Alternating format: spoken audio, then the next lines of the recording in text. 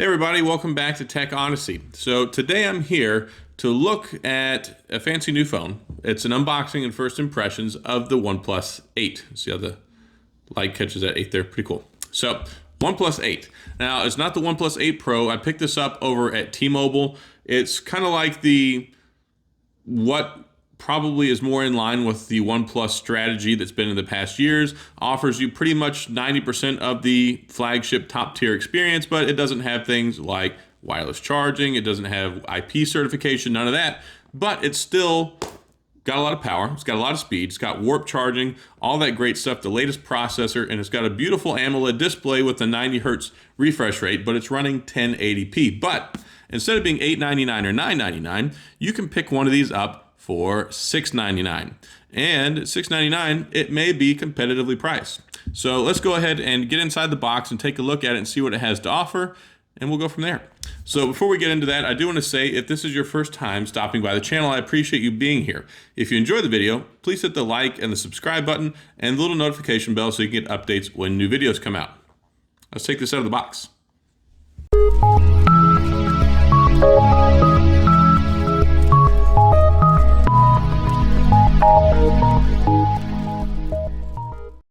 All right, so here we are with the OnePlus 8. Now, it's not the OnePlus 8 Pro. They don't sell that at T-Mobile, but it is the regular 8. It's available for $699. And, of course, you've got the 5G branding there on the side because that's the big thing this year, is 5G. Now, you can see here some of the specs on the back. 5G capable, like I said, Snapdragon 865. It's got a 6.55-inch Full HD AMOLED display, 90 hertz. You got the triple camera setup on the back. All the bells and whistles you could possibly imagine at $699. Now, go ahead and get this tape cut on the box so we can get inside and take a look at it if I can manage not to knock my camera off the table. So, use my handy dandy unboxing tool here. So we can do that. You can see on the bottom also the Dolby Atmos logo. So should have pretty good sound, hopefully. I went with the black model. Now they have also a green model, I think, if you buy it unlocked, and then they have the Interstellar Glow. I wasn't too crazy about that one. It does look nice in like the presentation and the pictures and stuff, but in person, not quite as fancy as I'd imagined it would be. And I like to call it like the cotton candy color because it kind of bounces back and forth between the pink and the blue. But here we are. Got the SIM ejector tool. We've got our SIM card because it came from the carrier. Standard documentation. The paperwork. It's like the most useless paperwork ever because I don't think anyone actually reads it. But if you do, cool. Now, here we are with the actual phone. You can see the diagram down there on the bottom indicating the under the screen fingerprint sensor, which I'll tell you now actually works pretty darn well. It's really fast. Definitely an improvement over the 6T and the 7. And voila. The phone here actually, I think, looks really nice. This black color, it's almost like a piano black, like on the old iPhone. It looks really good to me, I think. It's sharp looking, it's nice, it's reflective.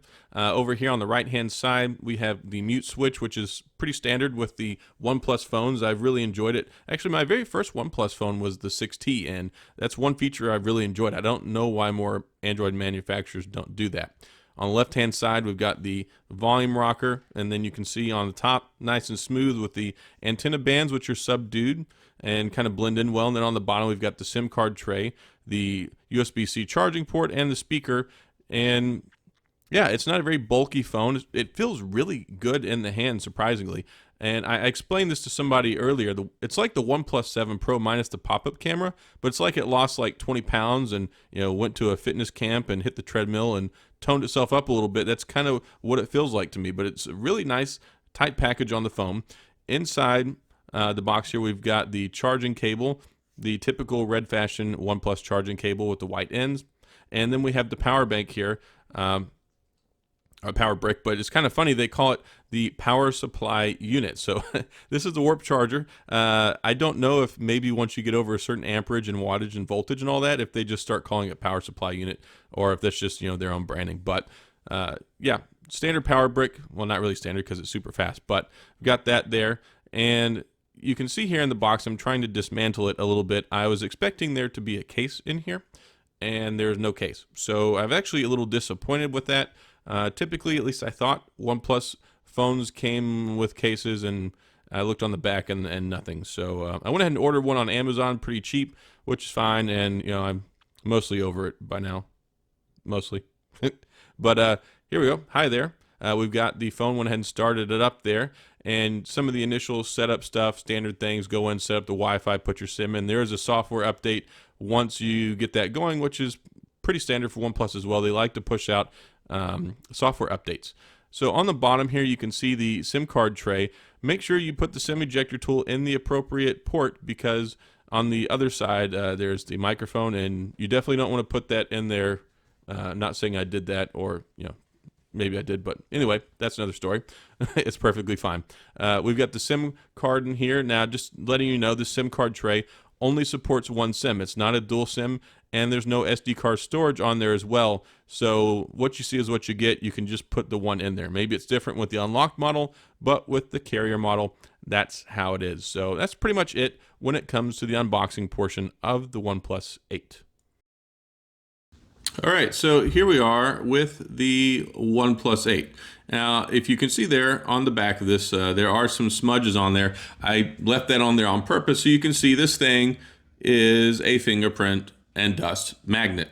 It's just the way that this finish is that they have on here. It stands out like a sore thumb.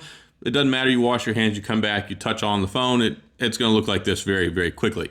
Now, I would be carrying it with a case on it, except for, as you saw in the box, OnePlus gypped us this roll around with the OnePlus 8 and didn't give us a case.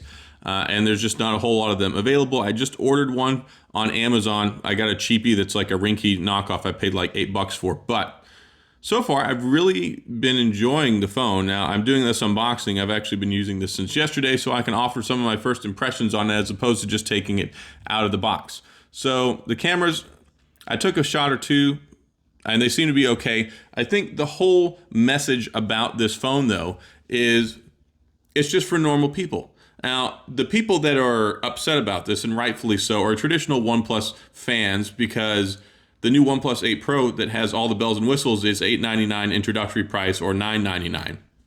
I'm not paying that for a OnePlus device, even if it's worth it. I just not that invested in the OnePlus brand. If I'm going to spend that much money, it's likely going to be on an iPhone or a Samsung, and some of you may be in that boat. But if you watched a lot of my videos, you know I'm a very budget conscious person when it comes to phones. I like to see what kind of bang for my buck, what kind of value for my dollar am I getting. So whenever I get phones like an LG V60 review, or I pick this one up, the OnePlus 8, I think that it offers a lot of value, but you still get great performance. So it's kind of like back in the day, I had a 1993 Ford Mustang LX with the 5.0 and a manual transmission. I had it for like 10 years, put a new engine in, all that good stuff. But what it had was the same 302 V8 that the GT and the Cobra had. It just didn't have some of the extra stuff on it. So you're still getting the same horsepower, the same power and performance under the hood with this. It just doesn't have all the extra stuff. It doesn't have the ground effects kit. It doesn't have all the cool extra things on it that make it that super premium category. So like if you go out and you buy a new car, this is like the GT. It just doesn't have some of the extras. And that's perfectly fine at the $699 price point, because one, I don't really care about wireless charging, but it still has warp charging, so you can still get this charge like 50% in like 25 minutes. It comes with the warp charger in it, so that's really good. In addition to that, it's got a 6.55 AMOLED display with 90 hertz. Now, arguably, some people can say that their eyes are so finely tuned and calibrated that they can see the difference between 90 hertz and 120. Maybe. I mean, if I put them side by side, I can maybe see a little bit of a difference. But from 60 to 90, almost universally from people I've talked to, can see a difference. And the 90 hertz in the OnePlus 7 was phenomenal. So you've got the same 90 hertz display in here. Yeah, I do like it. The form factor on this is really nice and sleek. It's not overly bulky. I do like the black. I looked at that Interstellar Glow one at the store. I gotta say, and I'm gonna take this page from MKBHD's video, because I watched his video before I was interested in going and buying this. The Interstellar Glow looks really good on video. Like, if you want to see what it looks like, go check out his video, because it does look really good. But when you see it in real life, it looks kind of like it's plasti dipped. I mean, it just looks, it doesn't look right. It doesn't look as shiny and beautiful as it does in person. It just has kind of like a metallic looking plasti dip effect to it. And I didn't like that at all. So I went with the black, and I'm actually not upset with it at all. I like it a lot. This mirror black finish looks really good. The cameras, they're center line. The front-facing camera's up here in the top right. Let me go ahead and activate the screen here real quick. So if you can see up there, we've got the little peephole cutout, punch-out camera in the top left. Yeah, the interface is really nice. You've got the Oxygen OS on here. It's super, super snappy. I've got 3 phones now that have the Snapdragon 865 in them. This is definitely the fastest. There is a tangible difference here. And I've got the S20 Ultra. I've got the LG V60. This one, it feels like it's so fast. I mean, I guess it has really short animations on page flipping and things like that. But between the 90 hertz and the way this works, it feels good. It's got really good haptic feedback, so the vibration motor when you're typing, it's nice little bursts, succinct vibration. It's very, very pleasant to type on. You can type really fast. And if you're someone like me who uses a phone and types a lot, that vibration motor in the screen matters, because if it's delayed, if it's overly strong, if it's not tuned right, it can throw off your typing and get you out of sync whenever you're going like typing fast. So you can type like a breeze on this thing. It's really, really nice. And I don't usually like typing on Android phones. But otherwise, yes, it's really nice. I like it so far. I do think that it's worth $699. Now, it's got the dumbed down macro camera in it that's actually not as good as the one that's in the OnePlus 7T. I mean, I know they've made some questionable design choices with this, but 4200 milliamp battery, you've got the 3 cameras on the back. It doesn't have a telephoto. It's got the wide angle, which of course I think most people think was probably the right decision. And yeah, I'm going to test it out. I'm going to do a full review on this later on. But right now, this is just an unboxing and first impressions. And if it's something that you're interested in, you're probably going to feel like you got your money's worth out of it. If you go in to a T-Mobile or an AT&T store or any of those places right now to pick up one of these at $699, you're not going to be disappointed when you walk out the store with it. Now, if you're used to the quality of the camera that you're going to get in like a $1,000 phone, yeah, you might be a little bit disappointed. Some if you like if you want the telephoto lens or better low light visibility photos. But if you want to take photos out in the normal sunshine on a nice day or just normal settings, then you're going to be perfectly happy with this camera. And then you can do the up close macro shots if you want, but really they're not super, super crisp. But either way, this is the OnePlus 8.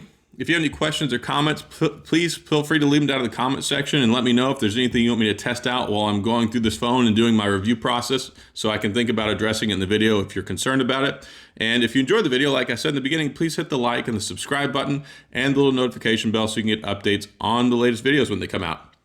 So that's all I got, guys. Thanks for watching. I appreciate you being here, and I'll see you guys next time.